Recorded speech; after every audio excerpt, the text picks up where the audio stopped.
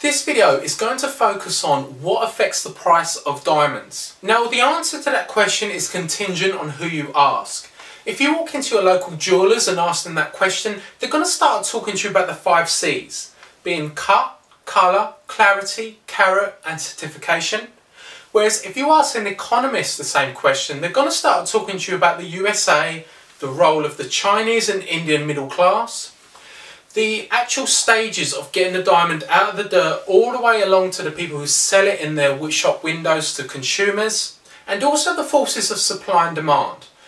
Now, this video is going to focus heavily on the supply side. If you want to know about demand and also a little bit more extra, then click on the link below this video and you'll be able to read the full article of what affects diamond prices at your leisure on our website. Now, the 3 biggest country producers is actually Africa, Canada and Russia. The biggest consumers in the world at this stage in 2014 is the USA. Around 80% of couples in the USA celebrate their engagement with a diamond ring, which is currently the highest percentage in the world. So the actual diamond mining, when it comes to that, Petra Diamonds Limited, which is a UK company that you can buy shares in, they have done an extensive report and they say the chances of finding a new economic diamond mine is about 1%. So supply is going to be very limited at this stage. The last diamond mine that was quite a large one was found in Zimbabwe in 1997. Since then there has not been any substantial deposits found. Now, we want to quickly talk about the stages of getting the diamond out of the dirt all the way along to sell it in the shop window, because there's about 4 or 5 stages, and at every stage the price goes up because it causes man hours to get from that stage to the next stage. They need to make a profit, so the diamond increases in price all the way along. Now, out of them stages, who do you think has the biggest profit margin?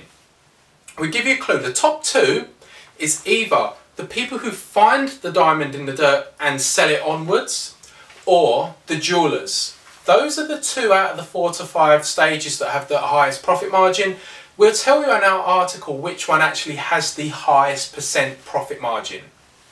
Now, diamonds are pretty much correlated, the price of diamonds, with disposable income and also inflation. The higher inflation, the higher the price of the diamond will go, and that is pretty much widespread throughout commodities. Inflation is absolutely key when discussing the price of commodities, and also it really does affect investors. Whether you invest in shares or anything, inflation is a big factor to consider. We're not going to talk about inflation. The reason for that is we have its own article on our website, so do look out for our inflation article, because there's a lot in there that you probably don't know about inflation but you should know. We're going to focus again on disposable income. Disposable income is a term economists use in order to describe the amount of money that you have once you've paid for necessities. So once you've paid for your shelter, your food, your water, how much money do you have after that in order to expend on luxuries and things like that? Because the more people have of disposable income, the more likely they're going to buy luxury goods such as diamonds, and the more disposable income, the bigger the diamond they might want. But back to the supply side, the mines around the world that are currently being mined are not going to last forever, and experts do predict that around 2018 to 2023, supply is going to peak at that point on the current diamond mines and then fall about 1.9% annually. So unless there is another substantial deposit found, and again we know there's about 1% chance of that happening, then supply is going to fall after that time period. Whereas the experts expect around 5% increase in demand over that same period. So if supply is falling around 1.9%, and demand is increasing by about 5%, it doesn't take a mathematic person to actually realise that the price of diamonds is probably going to be pushed up because of the disconnect between supply and demand. One of the main reasons for this, and a lot of people probably won't know this and you'll be very surprised by this fact, out of the process of finding a rough diamond in the dirt to putting it in a shop window and selling it to a consumer, about 80% is lost along that process. So about 80% of a rough diamond will be lost along that process to sell to a consumer. The biggest reason for this is about 50% of rough diamonds that are found will not make gem polish quality. So they are disregarded as industrial grade, which will not command a high price.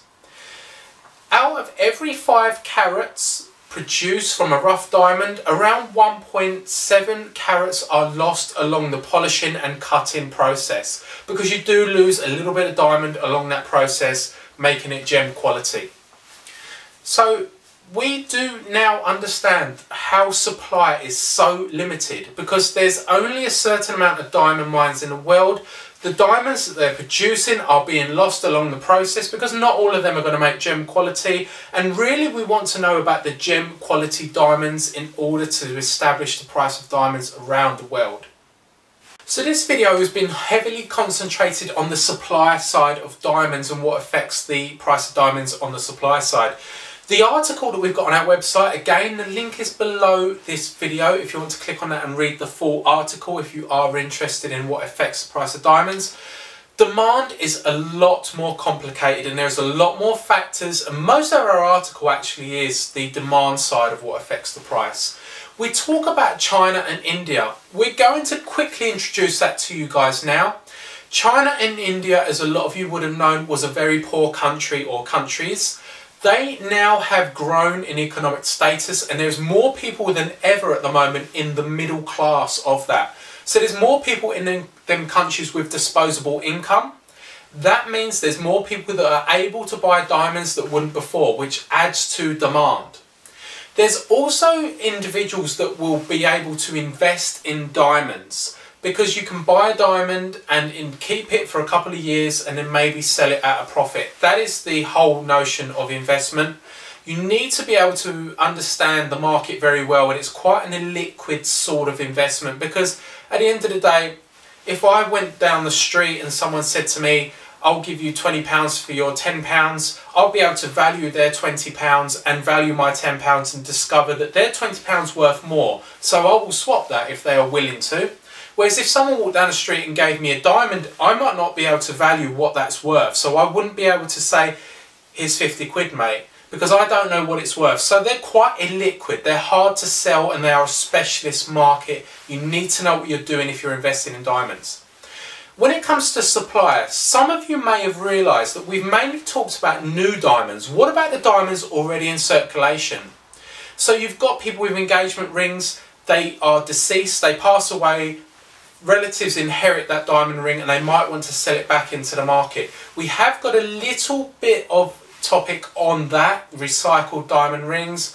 Also, what may very much interest some of you is the role of currencies. We spoke about India. Now, if the Indian rupee depreciates against the dollar, that has a little effect on the price of diamonds. There's a little bit of a paragraph on that on our article on the economics of diamonds.